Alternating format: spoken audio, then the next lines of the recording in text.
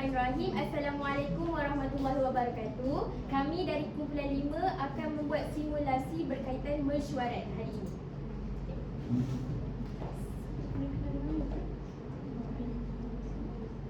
Sebelum mesyuarat, kita perlu memberi memo kepada ahli mesyuarat supaya mereka dapat bersedia 10 hari awal sebelum mesyuarat berlangsung.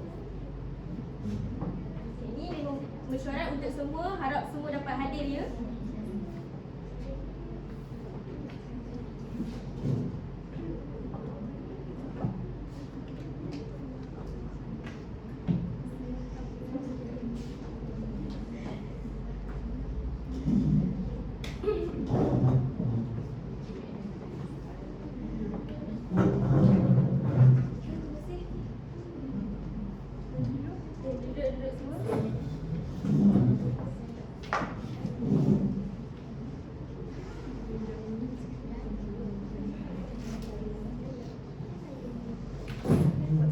Kehadiran mesyuarat pada hari ini 7/10. Saya dimaklumkan bahawa 3 orang daripada ahli mesyuarat tidak dapat hadir kerana cuti sakit. Assalamualaikum warahmatullahi wabarakatuh. Yang berusaha Puan Syabarina binti Isa selaku pensyarah IPG Kampus Perempuan Melayu Melaka. Tuan-tuan, puan-puan dan rakan-rakan yang dirahmati sekalian. Salam sejahtera dan salam Malaysia Madani. Bersyukur kita kehadrat ilahi kerana dengan limpah dan rahmat pada hari ini dapatlah bersama-sama kita berkumpul bagi menghadiri mesyuarat bagi membincangkan peluang pelajar lepasan SPM memilih IPG sebagai tempat melanjutkan pelajaran mereka. Bagi memohon berkata majlis, dengan segala hormatnya saya menjemput Ainul Maisarah untuk memimpin bacaan doa. Bismillahirrahmanirrahim. Alhamdulillahirabbil alamin arrahmanir rahim maliki yaumiddin iyyaka na'budu wa iyyaka nasta'in ihdinas siratal mustaqim siratal ladzina an'amta 'alaihim ghairil maghdubi 'alaihim waladdallin. Amin. Seterusnya, saya akan serahkan kepada Puteri Alia Sabrina selaku pengerusi bagi meneruskan agenda mesyuarat kita pada hari ini. Terima kasih Cik Arisa. Assalamualaikum dan selamat sejahtera. Sebelum itu, saya ingin merakamkan ribuan terima kasih kepada puan-puan yang sudi hadir dalam mesyuarat kita pada hari ini. Namun saya faham akan tekanan waktu atau kesibukan bekerja masing-masing. Tapi ini merupakan tanggungjawab bersama yang perlu kita laksanakan. Jadi, sebagaimana yang kita tahu, IPG atau sebelum ini dikenali sebagai maktab telah lama menjadi bualan orang ramai. Antara objektif IPG ialah memperkasa program pendidikan guru secara berterusan dan mengurus kebajikan, disiplin dan pembangunan pelajar guru.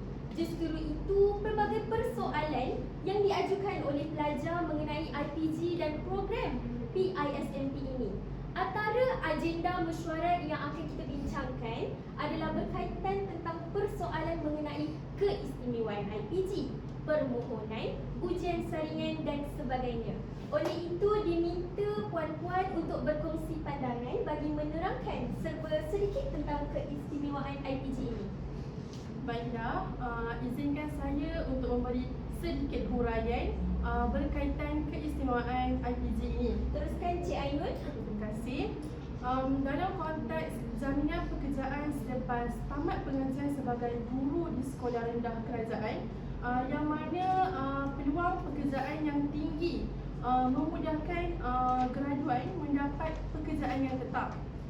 Selain itu, pengambilan guru baharu berupaya membantu mengurangkan kadar pengangguran dalam kalangan graduan pendidikan yang menjadi isu pendidikan pada masa kini.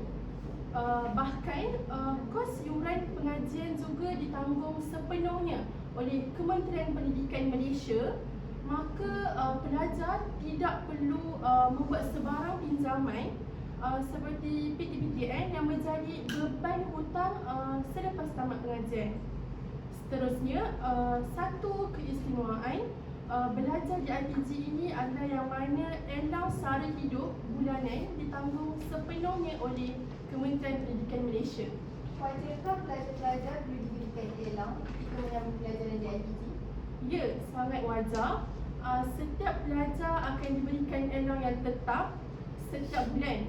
Bagi pelajar Sabah dan Sarawak yang berada di Semenanjung akan diberikan elang pengangkutan. Seterusnya, keistimewaan pemberian elang ini pasti dapat mengurangkan beban ibu bapa. Pelajar juga dapat menggunakan elang ini sebahagiannya untuk membeli keperluan harian dan penyediaan bahan-bahan tugasan. Okey, akhir sekali, pengajian IPG ini juga banyak mengaplikasikan pembelajaran teori dan praktikal secara optimum. Pembelajaran ini juga dapat melatih bakal guru supaya sentiasa bersedia untuk menjadi bakal pendidik dengan adanya pelaksanaan praktikal sebelum memulakan tugasan sebagai seorang guru yang sebenar. Jadi itulah sahaja huraian dan pandangan saya berkaitan keistimewaan IPG ini. Maklumat ini diambil oleh Kementerian Pendidikan Malaysia, maka jelaslah keistimewaan ini menjadi rebutan lepasan SPM kini. Baiklah, terima kasih Cik Ainul atas huraian dan pandangan yang sangat jelas. Terima kasih ya. Agenda kita akan diteruskan lagi dengan persoalan berkaitan tempoh dan struktur pengajian yang menjadi banyak tanda tanya bagi masyarakat di luar sana. Okey, siapa yang mahu untuk teruskan hujanan seterusnya? Teruskan Cik Harisa. Seperti yang kita tahu, banyak persoalan mengenai tempoh dan struktur pengajian di IPG, PPISMP dan PISMP dilaksanakan secara remote sebelum masa. Program ini dikhususkan untuk melatih bakal guru di IPG yang ditetapkan oleh KPM. Pemohon dikehendaki mengikuti program persediaan ijazah sarjana muda sebelum melanjutkan ijazah yang sebenarnya. PPISMP dijalankan selama 12 bulan di IPG dan pemohon yang lulus PPISMP akan diberikan sijil tamat dan ditawarkan mengikuti pengajian PISMP iaitu mendapatkan ijazah sarjana muda yang akan diberikan sijil ijazah. Cik Harisa, izinkan saya bertanya soalan. Di manakah graduan IPG ini akan ditempatkan selepas tamat pengajian mereka?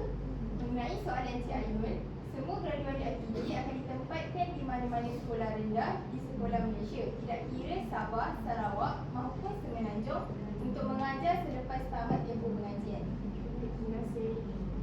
Terima kasih Cik Anis Harisa atas penerangan anda sebentar tadi. Seterusnya, baiklah, saya dimaklumkan bahawa IPG telah menawarkan 2 program bagi pelajar lepasan SPM yang berminat untuk melanjutkan pelajaran sama ada di dalam negara maupun di luar negara.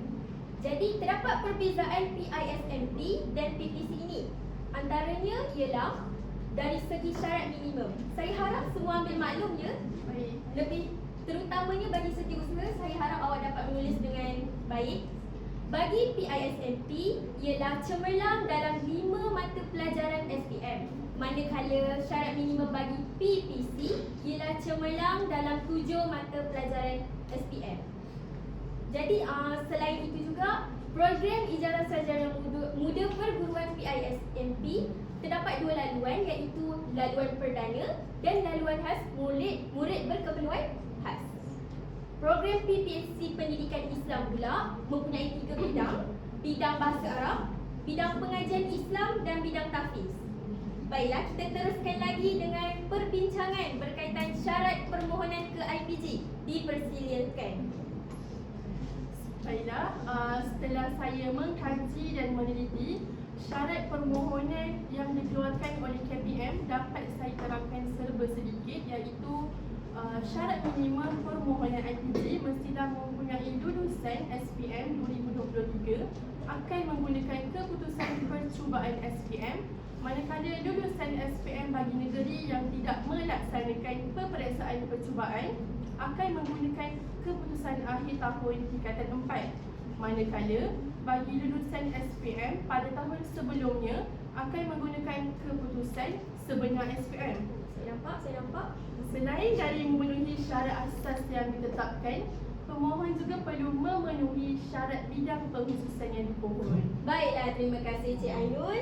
Jadi seperti yang semua sudah maklum, terdapat beberapa prosedur yang perlu dilaksanakan bagi memilih calon yang benar-benar memiliki kelayakan dalam bidang perguruan ini. Okey, jadi baiklah, saya akan menerangkan sedikit tentang prosedur pertama yang perlu dilakukan oleh pelajar lepasan SPM yang berminat untuk memohon IPG ini.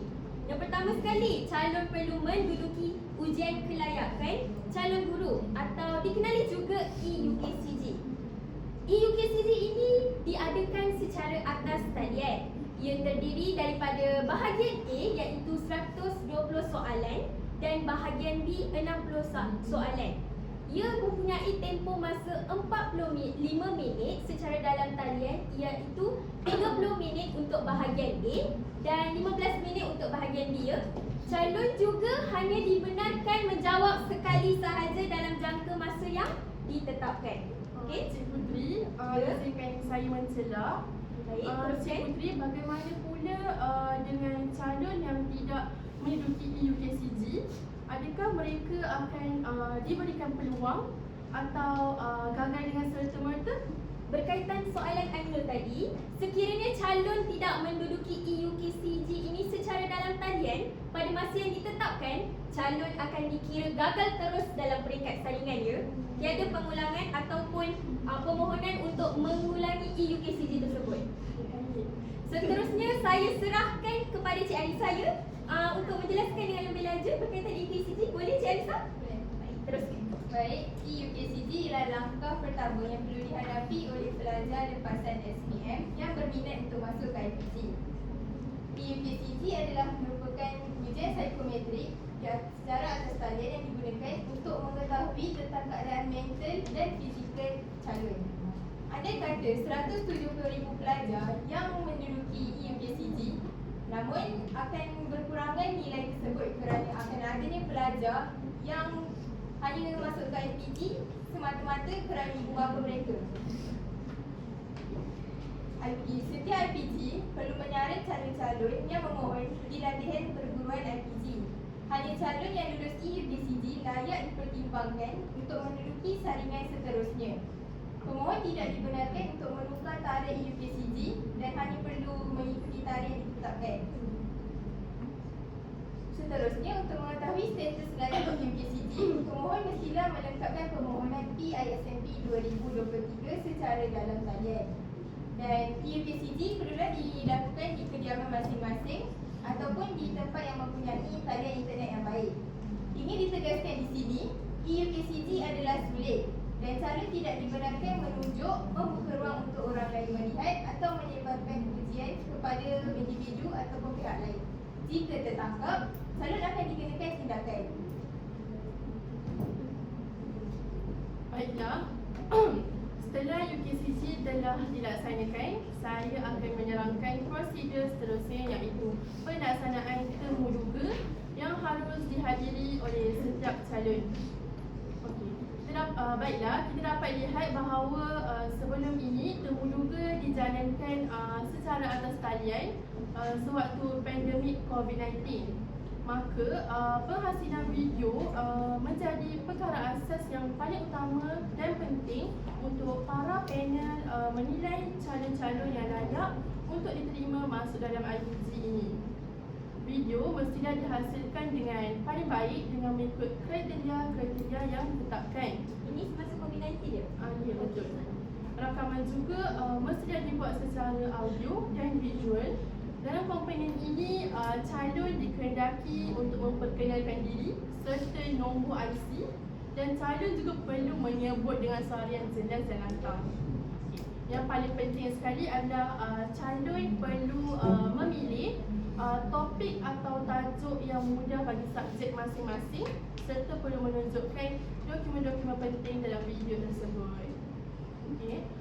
Baiklah, namun terdapat perbezaan pelaksanaan temuduga ini selepas berakhirnya pandemik COVID-19, iaitu hanya calon yang lulus UKCG sahajalah yang menghadiri temuduga. Tarikh dan sesi temuduga juga dimaklumkan kepada calon sebaik sahaja mereka membuat semakan keputusan UKCG. Temu duga juga akan dijalakan secara bersemuka mengikut tarikh dan sesi yang telah ditetapkan oleh Kementerian Pendidikan Malaysia, dan ia mengambil masa dalam tempoh 7 hingga 10 minit bagi setiap calon. Walau bagaimanapun, ia bergantung kepada keperluan panel itu sendiri.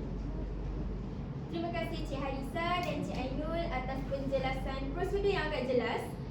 Seterusnya, prosedur yang perlu dilaksanakan oleh pelajar setelah selesai temu duga adalah ujian UKF. Kita dapat lihat bahawa cara pelaksanaan ujian UKF agak berbeza sewaktu pandemik COVID-19 sebelum ini. Semasa COVID-19, bagi menilai kecerdasan fizikal calon IPG tersebut, kita perlu menyediakan rakaman video kecerdasan fizikal. Mengapa kecerdasan fizikal? Kamu rasa bagaimana? Kecerdasan fizikal untuk mengetahui keadaan fizikal tersebut, calon tersebut sama ada dalam keadaan yang normal ataupun berat badan berlebihan maupun obesitas. Bagaimana Ainul? Pendapat Ainul pula? Pendapat saya, ia sangat wajar diadakan video PKF iaitu UKCG. Dia untuk menyaring pelajar-pelajar yang layak, yang benar-benar layak, iaitu dari segi kestabilan badan dan kesihatan mereka sendiri. Ya, benar pendapat Ainul dan Harisa sangat tepat ya. Ujian kecerdasan ini ataupun selepas COVID-19 juga UKF adalah merupakan saringan yang bertujuan untuk menilai tahap kecerdasan dan kesihatan calon. UKF akan dijalankan secara bersemuka, tetapi semasa COVID-19 perlu membuat rakaman video. Hanya calon yang lulus saringan EUKCG akan dipertimbangkan untuk menduduki UKF. Selain itu juga, UKF ini dilakukan sama dengan waktu temu duga diadakannya. Baiklah, setelah kita meneliti prosedur tersebut, ada sesiapa lagi yang ingin menambah cadangan penambahbaikan lagi untuk memastikan pelaksanaan prosedur tersebut dapat dijalankan dengan baik ya? Jika saya memberikan cadangan, Ya, teruskan Anissa Harisa. Baguslah awak ni. saya mencadangkan agar ruangan tempat letak kereta perlulah diaturkan dengan baik agar memudahkan sesi pendaftaran berjalan dengan lancar. Saya sangat bersetuju atas cadangan Cik Harisa tersebut. Namun, boleh saya tanya soalan? Apa cadangan anda tempat letak kenderaan yang sesuai di IPG ni? Pada pendapat saya, cadangan tempat letak kereta yang sesuai adalah di Padang iaitu PGL kerana ia luas dan mengelakkan kesesakan lalu lintas. Selain itu, Selain itu, pemilihan tempat bagi penduga perlulah dipilih dengan baik supaya sesi penduga berjalan dengan lancar. Cadangan saya untuk memilih beberapa kelas yang memiliki kemudahan yang selesa dan sesuai seperti kelas AM125 dan JJ236. Izinkan saya mencelah Cik Harisa. Sebagai rancangan tambahan, saya rasa kelas AB 335 juga sesuai untuk dijalankan. jadi saya rasa kita perlu menambah lebih banyak kelas supaya pelajar selesa ya, dan para guru dapat bersedia dengan lebih baik. Ya, saya sangat setuju. Jadi seterusnya, saya juga mencadangkan agar kita menambah bilangan sukarelawan untuk membantu pengurusan temu duga dan ujian UKF. Sukarelawan tersebut boleh diambil dari pelajar PISMP ambilan Jun 2021. Jadi Cik Ainul, berapakah cadangan bilangan sukarelawan yang kamu rasa boleh diambil? Jadi setakat ni hanya 20 pelajar yang akan terlibat dalam aktiviti sukarelawan ini. Kamu rasa bilangan tersebut cukup? Pada pendapat saya sangat cukup, insya-Allah. Dengan izin Allah. Adik Harisa? Saya rasa saya setuju dengan Cik. Namun bagi pendapat saya pula, bilangan pelajar tidak mencukupi kerana mungkin seminggu pelajar tersebut untuk temu duga agak penat bagi mereka untuk bersedia. Kamu rasa begitu tak? Pada pendapat saya, mungkin kita boleh tambah sedikit lagi. Mungkin dari segi kita tambah dari segi bilangan itu menjadi dari 20 orang kepada 40 orang mungkin. Itu sesuai. Saya setuju. InsyaAllah saya akan cuba usahakan. Selain itu ada cadangan lain? Ainul Harisa? Ada. Ainul ada. Tambahan pula, kita juga boleh menyediakan makanan kepada ibu bapa yang menunggu anak-anaknya. Okey, cadangan makanan yang boleh disediakan ialah mi goreng dan air mineral. Setelah kami membuat kiraan dan kos yang diperlukan adalah sebanyak RM150. Boleh saya tanya lagi tak? Adakah makanan yang dibeli adalah daripada kafe, daripada kantin IPG KPM? Betul. Saya rasa kamu perlu beli di luar lah. Mengapa ya? Kerana saya rasa makanan di sini agak mahal. Jadi kita kena mencari kedai yang lebih sesuai untuk beli makanan tersebut kepada para ibu bapa ya. Dan kiraan kamu adakah benar? Baiklah, saya akan cuba usahakan untuk mencari kedai-kedai makanan di luar seperti Andalas, warung Mak Mina dan sebagainya. Kamu kenal dia? Pengurus kedai tersebut? Kenal sebab saya orang Melaka. Jadi ada cadangan lain? Kamu semua ada cadangan lain? Bagi para mesyuarat yang lain? Tak apa, jadi segala cadangan yang akan dibincangkan yang ini akan dibawa ke pihak pengurusan untuk dipertimbangkan ya. Jadi terima kasih atas segala cadangan Cik Arisa, Cik Ainul, Cik semua ya yang di luar sana. Okey, perhatian sebagai mesyuarat ini, mesyuarat kita akan ditangguhkan pada pukul 4 petang ini. Kita tutup majlis kita dengan tasbih kifarah dan wal'as.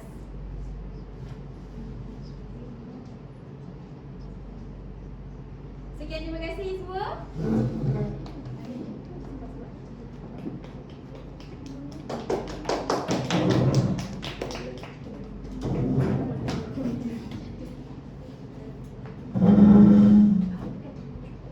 Okey, baik. Sekejap Saya berfoto sekejap. Belum habis ada.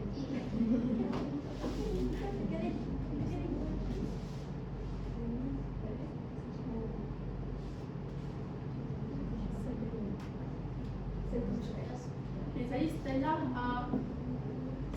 tamatnya mesyuarat, minit mesyuarat akan dicatat oleh setiausaha dan minit mesyuarat hari ini akan dibawa kepada mesyuarat yang akan datang.